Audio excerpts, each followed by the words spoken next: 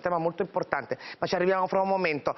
Voglio arrivare a Emiliano e a Toti, però forse passo prima dal professor Crisanti, perché lo vedo già collegato con noi.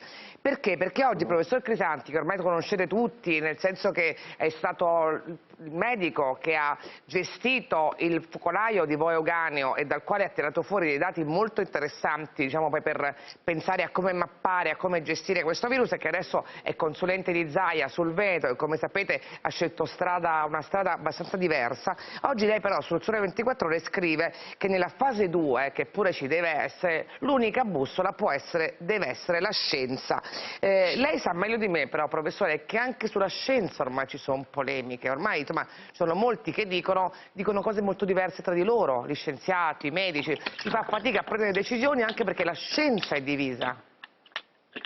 Ma guardi, il fatto che gli scienziati abbiano una visione diversa su alcune cose in un certo senso è salutare. Quello che non è salutare è che in qualche modo non si dia il tempo di avere una sintesi, perché purtroppo gli eventi incalzano e in qualche modo gli scienziati o la scienza prende posizione prima di essersi confrontati tra di loro. Questo, diciamo, è un processo normale.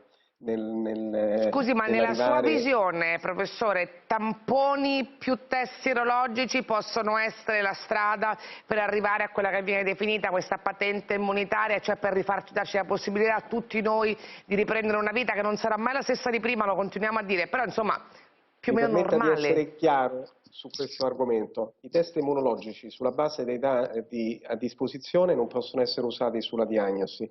Gli stessi test sulla base delle esperienze scientifiche passate non possono essere utilizzati per dare nessuna patente di immunità, perché prima di tutto non sappiamo se il livello di anticorpi equivale a una protezione e non sappiamo quanta questa protezione durerà. Però, detto questo, i test serologici possono essere molto importanti e di grande utilità per mappare l'estensione del contagio che c'è stato nel passato e quindi identificare aree del paese o fasce di popolazione in cui c'è il rischio che si annidino ancora casi asintomatici o Quindi casi mi scusi, per paucisintomatici. capirci bene, Crisanti, vuol dire che questi test ci aiutano ad avere una visibilità maggiore sul virus, ad essere più pronti alle evenienze, ma non ci aiutano a ripartire, cioè per ripartire cosa bisogna fare? In qualche modo ci aiutano anche a ripartire, perché mettendo in evidenza le zone dove il virus ha avuto maggiore trasmissione o fasce di popolazione più esposte, si può in queste zone o in queste fasce usare delle precauzioni, per esempio fare tamponi a campione per capire esattamente se ci sono casi attivi. Quindi non è vero che non possono essere utilizzati, hanno uno specifico campo d'azione che non è né sicuramente la diagnosi né la patente di immunità. Scusi, le faccio un'altra domanda, perché prima ne parlavo con Ricciardi, mi interessa molto il suo parere. Ma secondo lei, a proposito delle ripartenze e delle fasi successive, perché abbiamo capito che quasi sicuramente non si ripartirà in tutta Italia allo stesso modo, le regioni più colpite, dove il virus ha più circolato, paradossalmente sono quelle più pronte a un dopo o invece sono quelle che devono stare più attente e quindi rallentare la ripartenza? Guardi, e qui mi dà l'opportunità di esprimere un altro concetto che è quello della visibilità reale dei dati. Io penso che questo deve essere impostato in una valutazione del rischio e il rischio è funzione dei casi giornalieri. Ora, purtroppo ancora non abbiamo visione sui casi giornalieri, perché i casi giornalieri sono soltanto quelli diagnosticati, cioè quelli a cui è stato fatto il tampone, viceversa ci sono ancora numerosi casi di persone che rimangono a casa con chiari sintomi di infezione. Chiaro. Quindi bisogna capire quanti casi ci stanno ogni giorno, perché se non risolviamo questo problema non riusciamo a valutare il rischio. Allora, Emiliano e Toti, Crisanti dice con molta chiarezza una cosa, i test, i tamponi e i test sono fondamentali, ma per capire dove siamo, cioè tutti noi abbiamo una gran fretta di riprendere la vita, ma dobbiamo prima capire esattamente in che zona siamo, ancora non lo sappiamo, perché in questo paese c'è un sacco di gente che non ha avuto le diagnosi, che sta a casa e si fa il Covid a casa e guarisce, nessuno sa bene cosa è successo, quindi in questa fase pensare al dopo è molto complicato. Che ne pensate e come vi state muovendo? Ognuno nella propria regione, in Puglia e in Liguria. Innanzitutto queste strategie hanno un limite tecnico che deriva dalla disponibilità dei reagenti per fare le analisi dei tamponi. Per cui noi ascoltiamo con grande attenzione tutte le varie teorie. Ascoltiamo alcuni governatori che ovviamente teorizzano giustamente di potenziare al massimo il numero dei tamponi da fare, poi però, come al solito, ci sono regioni che hanno i reagenti per farne fino a 10-15.000 al giorno e regioni che ne possono fare solo 1.500 perché non c'è la disponibilità dei reagenti. No, Quindi... perché, giusto per spiegare ai telespettatori, Emiliano, la cosa pazzesca che sta succedendo è che quando abbiamo raccontato le mascherine parlavamo della guerra mondiale delle mascherine e del fatto che i paesi se le accaparravano mettendo più soldi degli altri, facendo certe volte anche delle cose un po' piratesche. Sta capitando la stessa cosa con i reagenti, anche qui per noi è difficile avere i reagenti perché tutto il mondo vuole reagenti, pensate, però... Emiliano. I reagenti saranno determinanti per la ripresa, perché lei deve immaginare che quando si tratterà di riaprire una fabbrica, di decidere come gestire la riattivazione dei vari settori della vita, chi ha la disponibilità dei reagenti avrà la possibilità di fare prima, meglio e di rispettare le regole. Quindi occorre immediatamente stabilire quali sono i criteri e questi di ripartizione dei reagenti, quante sono le analisi che ciascuna regione, ciascuna comunità può e deve fare, perché altrimenti siamo lasciati come per il DPI, come per le mascherine. Sì, ma infatti lei mi ha tutto. detto queste cose 15 giorni fa, tal quali sulle mascherine. La stessa ragionamento me lo fece su quello. Lei immagini che io ho dovuto fare un'importazione di DPI che non sono certificati per salvare la vita dei medici e degli infermieri, e poi mi sono trovato i medici e gli infermieri che mi dicevano: ma come, le tutte non certificate ci hai portato? Ora non so se esistono i reagenti non certificati, dovrò andare a prendere anche quelli. Ma allora, le dico una cosa perché me l'ha detta ieri Luca Zaia, poi Crisanti ce la potrà confermare. Luca Zaia mi ha detto ce li stiamo facendo in casa noi reagenti in molti casi, perché abbiamo preso una macchina che fa circa, se non sbaglio, mi ricordo bene, 9.000 tamponi al giorno, e quindi stiamo moltiplicando, bisogna fare i tamponi, ma i reagenti ce li facciamo da soli. Siamo arrivati, insomma, questa è la strategia del Veneto, per esempio. Casomai lo chiami Zaia che dà qualche consiglio. No, quelle sono le macchine made in Puglia, quelle che stanno sono made in Puglia? Le macchine di Zaia? Sì. E ce le ha pure lei, quindi? E noi abbiamo le macchine. Quindi abbiamo fatto un accordo, ma per esempio la Liguria queste macchine, i reagenti non le avrà mai se non troviamo un criterio di ripartizione equilibrata. E io penso che non sia giusto. Allora, Toti. Guarda, Mirta, è molto complesso incrociare i dati dei tamponi, i dati dei test sierologici e quelli dei test a saponetta cosiddetti che ogni regione sta sostanzialmente sperimentando, e alcuni dei quali mi dicono i miei tecnici essere anche molto affidabili e servono a cose diverse. Non bisogna neanche confondere l'opinione pubblica più di tanto. È chiaro che un numero di tamponi importante ci dà una fotografia importante del momento, anche se, come sappiamo bene, poi i tamponi hanno periodi finestra in cui è difficile leggere la realtà. Una persona oggi negativa può positivizzarsi nei giorni successivi, quindi come dire, è una fotografia che muta costantemente. Il test sierologico ha un altro scopo, come spiegava esattamente il professore, quello di conoscere la penetrazione del virus all'interno di alcuni campioni, e noi in Liguria siamo all'avanguardia su questo. Io lo sto sperimentando su tutto il personale sanitario, su tutti gli ospiti dell'RSA, sui dipendenti dell'RSA,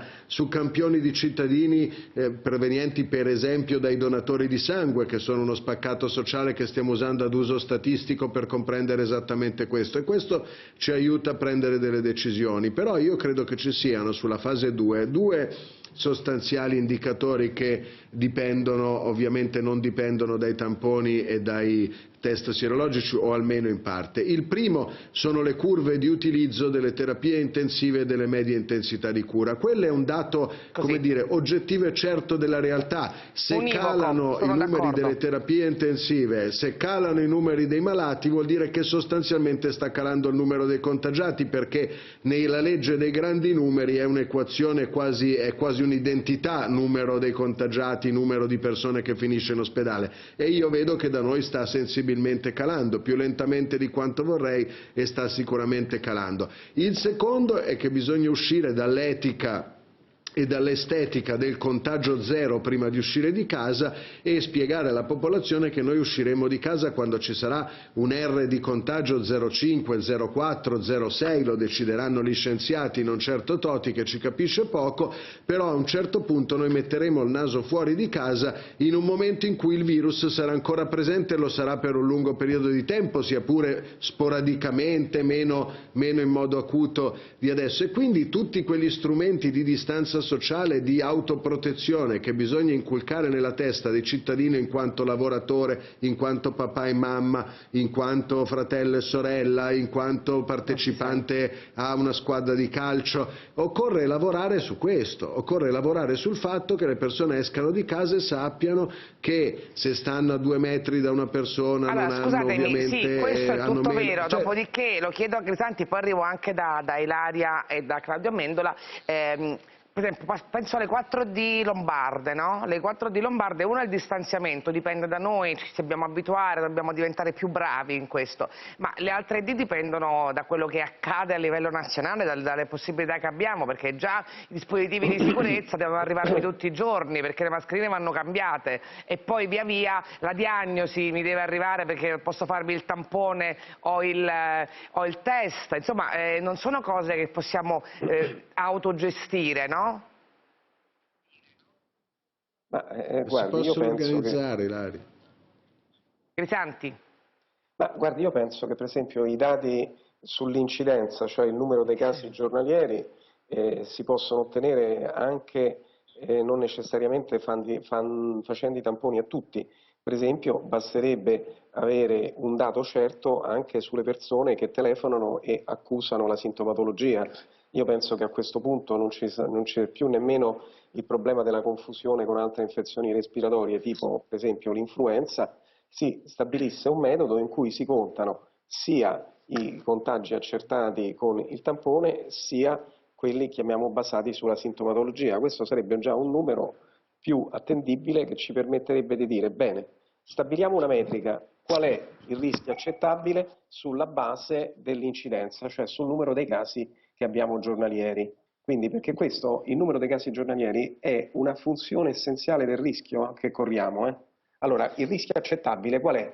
Come lo misuriamo questo rischio accettabile? Questa è una domanda che dovremmo cominciare a porci. Aspetti un attimo, perché mi scusi un istante, Crisanti, perché mi chiama Andrea Milluzzi, che è entrato, noi siamo in provincia di Pavia, in un piccolo centro che sta facendo i test sierologici, perché è stata una decisione del sindaco questa, sono volontari, ci ha spiegato il sindaco, le persone che vanno a farseli li pagano 45 euro di tasca loro, e siamo con Andrea dentro il palazzetto dello sport dove si stanno facendo questi test sierologici. Andrea, eccomi. Esatto, Mirta, sì, siamo entrati, la fila inizia qua alla sinistra dove i cittadini appunto di Cilavegna compilano un modulo, pagano i 45 euro di cui stiamo parlando, e poi qua invece a destra c'è il tavolino dove gli infermieri del dottore Destri, che è qua con me, che è il capo responsabile del progetto, stanno rilevando il sangue che poi verrà analizzato, dottore, e in 48 ore avremo un risultato che verrà comunicato all'azienda, all'ST, all'azienda territoriale. Quindi 48 ore e sapremo la situazione di Cilavegna. Sì, in realtà noi comunichiamo anche ai cittadini, perché come è giusto che sia devono avere l'idea di quello che è la situazione.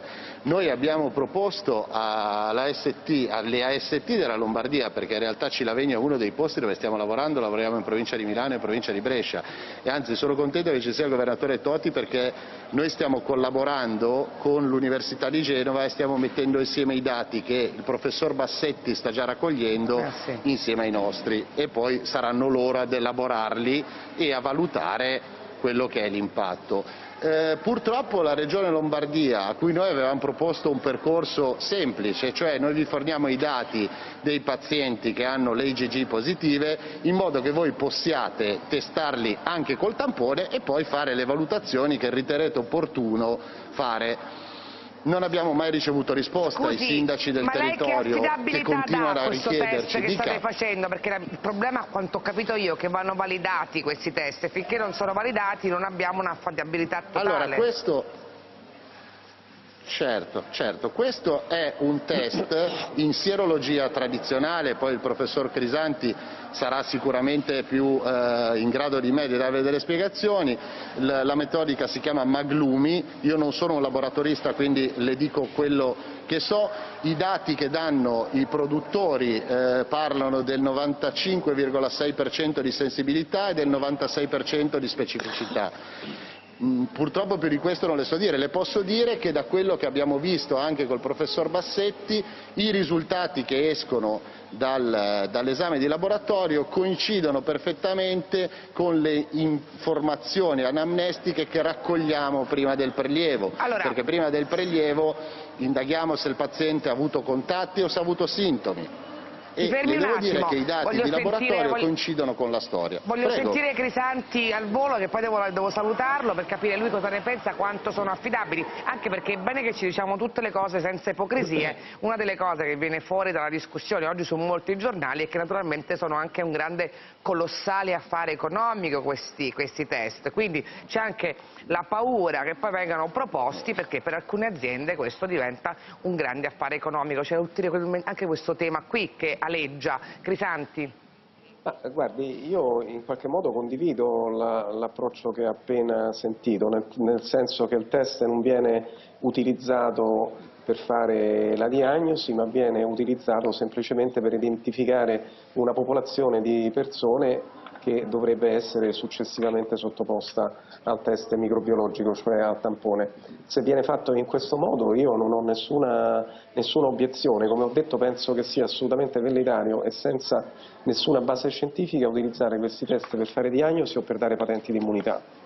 Quindi io penso che questo che sento è uno dei modi corretti per utilizzare questo test, cioè per scovare persone che potenzialmente sono state esposte e che non sanno ancora se sono infette. Guardi, ci stanno tantissime persone che, tra altre cose, si ammalano, guariscono dai sintomi e sono ancora positive. Come no? E abbiamo avuto tante testimonianze di questo, gente che da più di un mese continua a rimanere negativa. E questo è un problema gigantesco che è causato dal modo come noi gestiamo l'epidemia, cioè tutti quei pazienti a cui diciamo rimani a casa, ma poi questi con che criterio escono da casa o incominciano la loro vita sociale?